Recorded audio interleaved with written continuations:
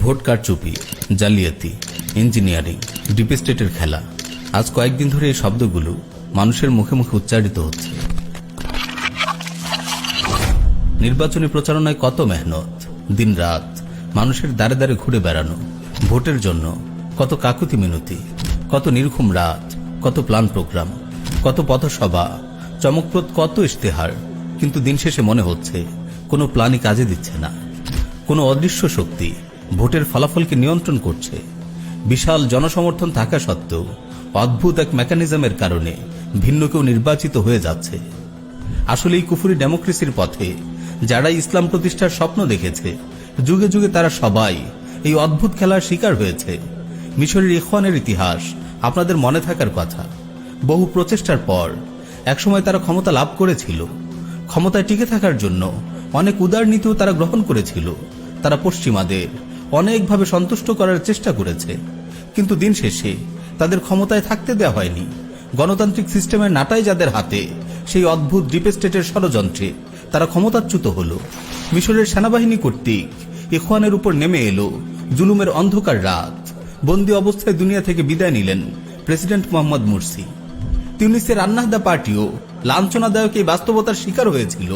তাদের দলনেতা রশিদ আল ঘানুশি গণতন্ত্রের উদারনীতি গ্রহণ করে ভেবেছিল ক্ষমতাকে টিকিয়ে রাখবে। সে পশ্চিমাদের তুষ্ট করার অনেক প্রচেষ্টাই করেছিল, কিন্তু তাদেরকেও টিকে থাকতে দেওয়া হয়নি। রাষ্ট্রবিরোধী ষড়যন্ত্র মামলায় তাদের নেতাকর্মীরা আজ 3 থেকে 35 বছরের কারাদণ্ড ভোগ করছে। রশিদ আল ঘানুশিকেও 20 বছরের কারাদণ্ড দেওয়া হয়েছে। আপনি ইসলামের যত মডার্ন ভার্সন নিয়ে গণতান্ত্রিক সাজুন, এরা আপনাকে গ্রহণ করবে না, আপনাকে নির্বাচিত হতে দেবে না। নির্বাচিত হলেও আপনাকে ক্ষমতায় টিকতে দেবে না।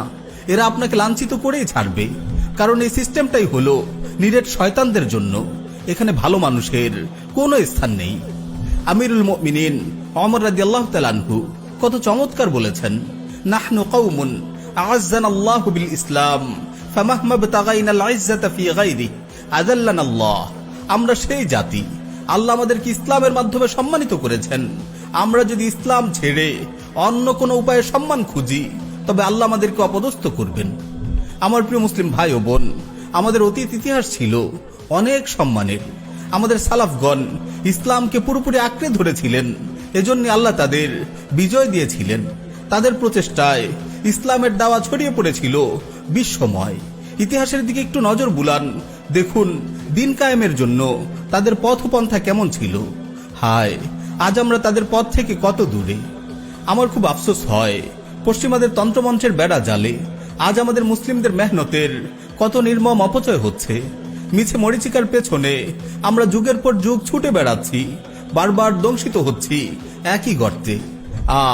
আমাদের এই মেহনতগুলো যদি নববী পন্থায় ব্যয় হতো, আমরা যদি তাওহীদের দাওয়া নিয়ে মানুষের দ্বারে দ্বারে ছুটে বেড়াতাম, ঈমান বিল্লাহ ও কুফর বিত তাগুতের শিক্ষা জনগণের মাঝে ব্যাপকভাবে ছড়িয়ে দিতাম, গণতন্ত্রের অসারতা ও শরিয়ার সৌন্দর্যগুলো জনগণের মাঝে তুলে ধরতাম, তাহলে শরিয়ার শাসন বাস্তবায়নের জন্য সর্বস্তরের মানুষের মাঝে আওয়াজ উঠত।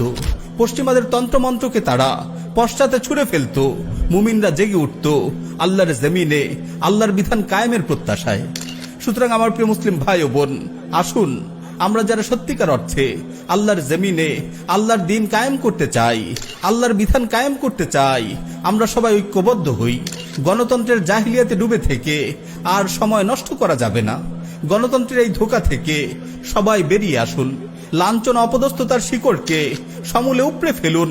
দাওয়া ইআদাদ ও জিহাদের নববী মানহাজকে আঁকড়ে ধরুন।